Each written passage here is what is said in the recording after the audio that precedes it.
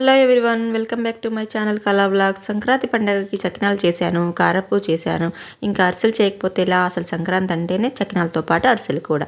అందుకే ఇక్కడ అరిసెలకైతే నానపోసాను, బియ్యము నానపోసి నెక్స్ట్ డేకి ఇక మార్నింగ్ పట్టిద్దామనేసి మంచిగా ఫ్రెష్గా మళ్ళీ ఒకసారి కడిగి వడకట్టి పిండి పట్టించాను. అరిసెల కోసం కొత్త బియ్యం నానపెట్టాలండి. ఆ బియ్యాన్ని కూడా మనం ఎంత ఎక్కువ నానపెడితే అంత బాగా వస్తాయి అరిసెలు. కొత్త బియ్యం నానపెట్టుకొని తెల్లారి మళ్ళీ పట్టించేటప్పుడు ఒక 2 సార్లు కడిగి వడకట్టుకొని పట్టించుకోవాలి.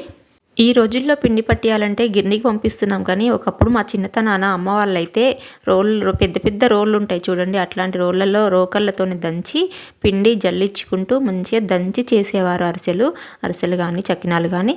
ఇంకా ఇప్పుడైతే అలా గిర్నీకి పంపిస్తే ఇలా పిండి రెడీ అయ్యి వస్తుంది. ఎక్కువ టైం పట్టట్లేదు, ఇంకా ఈజీగా తొందరగా అయిపోతుంది పని కూడా. ఒకప్పుడైతే ఒక డే అంతా కేటాయించేవాళ్ళు. అరిసెలకు క్వాంటిటీ వచ్చేసి 1.5 కిలో బియ్యానికి కిలో బెల్లం అయితే సరిపోయిందండి మాకు ఇక్కడ. కాకపోతే మీరు మాత్రం నేను చెప్పినట్టుగా మీరు కూడా అలానే ఫాలో అవ్వండి. లేదంటే కొన్ని బియ్యం అయితే ఎక్కువగానే పోసుకోండి, ఎందుకంటే కొంచెం మనకు పిండి ఒకవేళ అవసరం పడింది అనుకోండి కష్టం అవుతుంది, లేదు సరిపోయింది అనుకోండి ఏం పర్వాలేదు, పిండి మిగిలిన పక్కకు పెట్టుకుంటాం. కాకపోతే పిండి అవసరం పడితే మాత్రం కష్టం కదా, అందుకనే కొన్ని ఎక్కువ బియ్యమే నానపెట్టేసుకోండి.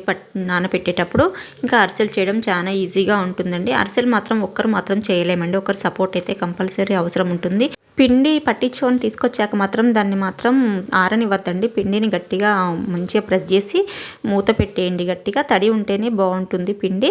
ఇంకా పాకం పట్టడానికి మాత్రం మనం బెల్లాన్ని ఫస్ట్ కొన్ని వాటర్ వేసి కరగపెట్టి దాన్ని వడకట్టాలి. వడకట్టిన తర్వాత మళ్ళీ గిన్నెలో వేసేసి దాన్ని పాకం పట్టాలి. పాకం పట్టి వచ్చిందా రాలేదా అని ఒక ప్లేట్లో వాటర్ పోసి దాంట్లో కొంచెం పాకం వేసుకొని చూస్తుంటే తెలుస్తుంది మనకు. ఉండపాకం వచ్చేలాగా చేసుకోవాలి. తర్వాత దాన్ని గిన్నెను కిందికి దింపేసి దాంట్లోకి కొంచెం నూనె వేసి నెయ్యి వేసి తర్వాత ఈ పిండిని ఒకరం వేస్తూ ఉంటే ఒకరం కలుపుకోవాలి. అట్లా పిండి ఉండలు లేకుండా కలుపుకోవాలి. తర్వాత ఇలాచి పొడి వేయాలి. కొంతమంది నువ్వులు కూడా వేసుకుంటారండి, నేనైతే ఇప్పుడు ప్రజెంట్ నువ్వులు వేయలేదు. టేస్ట్ బాగానే ఉంటుంది.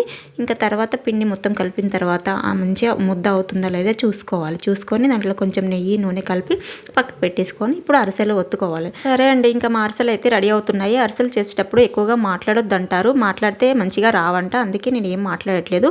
వీడియో నచ్చితే లైక్ చేయండి, షేర్ చేయండి, సబ్స్క్రైబ్ చేసుకోవడం మాత్రం మర్చిపోకండి.